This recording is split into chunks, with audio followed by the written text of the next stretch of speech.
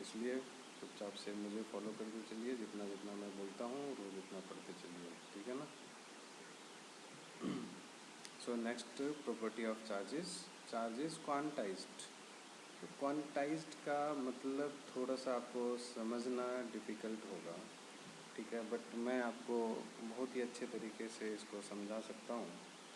सबसे पहले हाँ, क्वांटाइजेशन का जो इंग्लिश मीनिंग है, इसका मतलब होता है कि it is available in something fixed amount, ठीक है।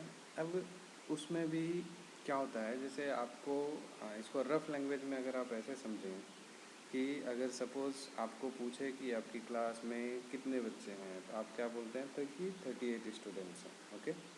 कि 38 स्टूडेंट्स हैं। क्या आप लोग ऐसा बोल सकते हैं कि 37.5 स्टूडेंट्स हैं, या 4.5 स्टूडेंट्स हैं, 5.5 गर्ल्स हैं, 10.5, या 10 1/4 यानी 10:15 11, ऐसे आप नहीं बोल सकते हैं, ठीक है। मीन्स काउंटिंग जब आप करेंगे नंबर ऑफ़ पीपल की, तो आप एक इंटीग्रल वैल्यूज़ में करेंगे, ठीक है।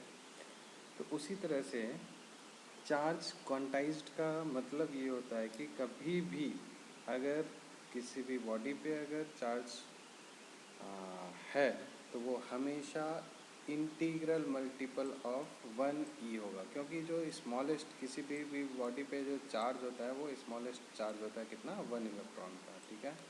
और 1 इलेक्ट्रॉन पे चार्ज कितना होता है, 1.6 इंटू 9, 1.6 इंटू 10⁻⁻19 कूलम, जो यहाँ पर लिखा हुआ है, which is the charge on 1 electron, ठीक है। सो स्मॉलेस्ट चार्ज होता है कितना, 1.6 into 10⁻⁻19 electron, that is equals to 1 ई।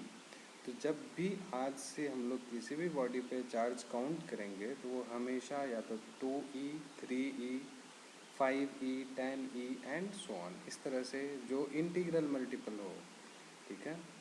सो इसलिए जो चार्ज का फार्मूला होता है that is equals to plus minus n e, और ये मिलिकन ऑयल ड्रॉप एक्सपेरिमेंट होता है, इससे आप लोग इसको डिराइव करके होता है, ये मिलिकन ऑयल ड्रॉप एक्सपेरिमेंट में इस वहाँ से ये आया है कि चार्ज क्वांटाइज होता है, ओके, ठीक है। तो चार्ज जो है कभी भी हमेशा इंटीग्रल मल्टीपल में होगा, तो यहाँ से एक फार्मूला बनता है Q equals to n plus minus n e, जहाँ पर n क्या है, वो हमेशा इंटीजर होगा, 1 2 3 4 सो ऑन, कुछ भी हो सकता है, 100 1000 10,000, मीन्स वो हमेशा इंटीग्रल मल्टीपल ऑफ ई के फॉर्म में होगा, ठीक है।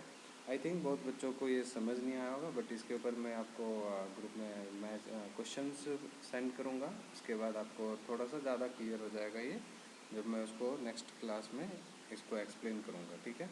तो अभी फ़िलहाल ये समझिए, हमेशा चार्ज जो होता है वो integral multiple of value of 1 electron, 1 ई के ऊपर जो चार्ज होता है, एक इलेक्ट्रॉन पे जितना चार्ज होता है उसके इंटीग्रल मल्टीपल में हमेशा ही होगा, ओके। सो इसी को हम लोग बोलते हैं क्वांटाइजेशन ऑफ चार्ज। तो इसका मतलब ये हो गया, कभी भी किसी भी बॉडी पे है ना, charge on a body can never be 2/3 10⁻⁻5 ई, 17.2 ई, कोई मतलब डेसिमल में नहीं हो सकता, 11.7 ई नहीं हो सकता, मीन्स ये सारे चार्जेस पॉसिबल नहीं है, ठीक है ना। और ये सब पे जो भी हम लोग क्लास अभी कर रहे हैं, इन सब का नोट्स मैं आपको सेंड कर दूंगा। नोट्स आपको खुद से अभी बनाना नहीं है, धीरे धीरे जब आप सीख लेंगे 12th में नोट्स कैसे बनाना है, एनसीईआरटी से मैं समझाऊंगा। फिर अभी तो पहले अपने नोट्स से पढ़ा रहा हूँ, फिर एनसीईआरटी से पढ़ाऊँगा, उसके बाद फिर आपको खुद से नोट्स बनाने के लिए सीखना है। जब सीख जाएंगे तब फिर आपको नोट्स देना बंद करूँगा मैं, ठीक है। तो अभी फ़िलहाल आप लोग धीरे धीरे इसको इंटरेस्ट लीजिए क्लासेस में, हाँ। सो चार्ज इज़ क्वांटाइज्ड, क्लियर है। नेक्स्ट प्रॉपर्टी होती है चार्ज की, कि जो चार्ज है वो कंजर्व्ड होता है। चार्ज कंजर्व्ड का मतलब है कि इट, हम लोग पहले से ही जानते हैं, law of conservation of mass, law of conservation of momentum, law of conservation of energy, तो सबका वही है कि charge can neither be created nor be destroyed, और it can be transfer from one body to another body. हम लोग पहले पढ़ चुके हैं कि चार्ज इज़ ट्रांसफरेबल, ओके, है ना। सो यहाँ से हमारा चार्ज कंजर्व्ड होता है।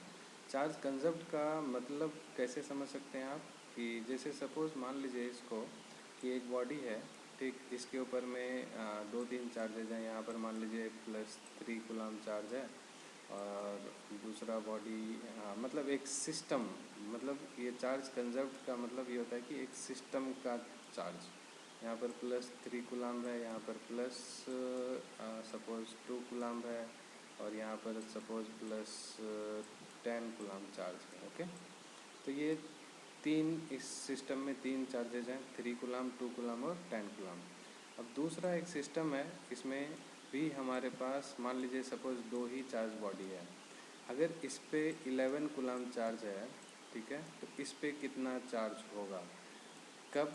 जब हम लोग इस सिस्टम से इसको ट्रांसफ़र किए हैं कुछ अमाउंट ऑफ चार्ज, मतलब इस सिस्टम को इससे हम लोग जब कनेक्ट कर दिए हैं तो हम जानते हैं चार्ज जो है वो ट्रांसफ़र होगा। यहाँ पर टोटल कितना चार्ज है? 3 + 2 + 10 15 कूलम और यहाँ पर कितना है? 11 कूलम। तो इसलिए इस बॉडी पे कितना चार्ज हो जाएगा? 4 कूलम हो जाएगा, ठीक है, जब हम लोग इसको ट्रांसफ़र कराएंगे तो। सो इसका मतलब पहले भी चार्ज 15 कूलम था और अभी भी चार्ज कितना है? 15 कूलम। इसका मतलब क्या है कि this is conservation of charge. So charge is conserved, that is charge can neither be created nor destroyed. Okay, next property होती है इसकी, चार्ज इज़ इनवेरिएंट, ठीक है, that is charge on a body does not change what ever be its speed. देखिए अभी हम थोड़ी देर पहले आपको बताए थे कि बॉडी का मास जो है वो चेंज होता है, mass of the body changes due to addition and removal of electron. तो बॉडी का मास चेंज हो सकता है, बट किसी भी बॉडी को का जो चार्ज है वो चेंज नहीं होता है जब अगर हम उस बॉडी को मोशन में लाएंगे, ठीक है, उसकी स्पीड को हम लोग बढ़ाएंगे घटाएंगे तो उसका चार्ज सेम रहेगा। लेकिन हमने देखा था कि बॉडी के अगर मास को हम लोग बढ़ाते हैं घटाते हैं तो बॉडी के स्पीड को बढ़ाते घटाते हैं तो हमारा जो है मास चेंज होता है, बट यहाँ पर चार्ज चेंज नहीं होगा, ध्यान में रखिएगा। सो आगे चल के आपको पढ़ना है कि चार्ज और मास में क्या डिफरेंसेस है। पेपर में भी 2 मार्क्स का आ सकता है, इसलिए इसको हम लोग डिटेल से पढ़ेंगे और अभी ध्यान में रखते चलिए। हाँ, अब यहाँ पर एक बहुत इम्पॉर्टेंट बात आती है जो हमारा वॉल्यूम 1 जो है फिज़िक्स का, उसमें बहुत बार पूरे चैप्टर्स में ये रिवाइज होता रहेगा और ये कॉन्सेप्ट आपको ध्यान में रखना है। अगर मान लीजिए सपोज़ कोई भी बॉडी अगर रेस्ट में है, ठीक है, तो उस समय यानी कि चार्ज बॉडी का मतलब चार्ज्ड बॉडी, अगर कोई भी चार्ज बॉडी अगर रेस्ट में है तो इसका मतलब उसकी स्पीड 0 है और उस समय सिर्फ वो इलेक्ट्रिक फील्ड को प्रोड्यूस करेगा, ठीक है। ये अभी थोड़ा आपको समझने में दिक्कत होगा, जब हम लोग इलेक्ट्रिक फील्ड के बारे में डिटेल से पढ़ेंगे तो वहाँ पर और समझ में आएगा अच्छे से।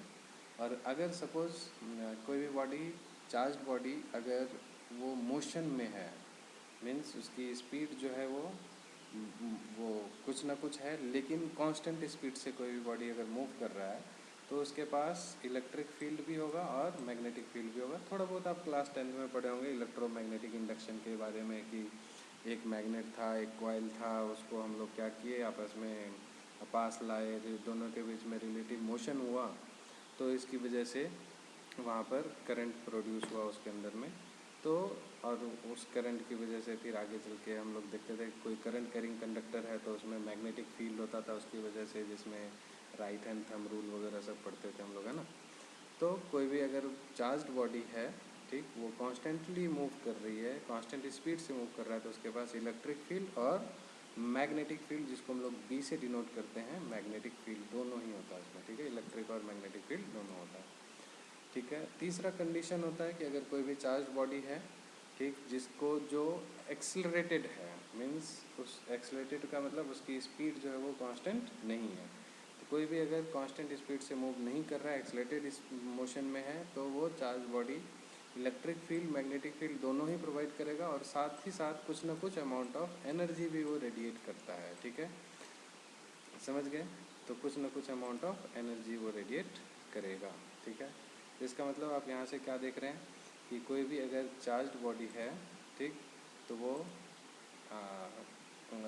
रेस्ट में है तो ओनली इलेक्ट्रिक फील्ड, अगर मोशन में है कांस्टेंट स्पीड से जा रहा है तो इलेक्ट्रिक एंड मैग्नेटिक फील्ड, और अगर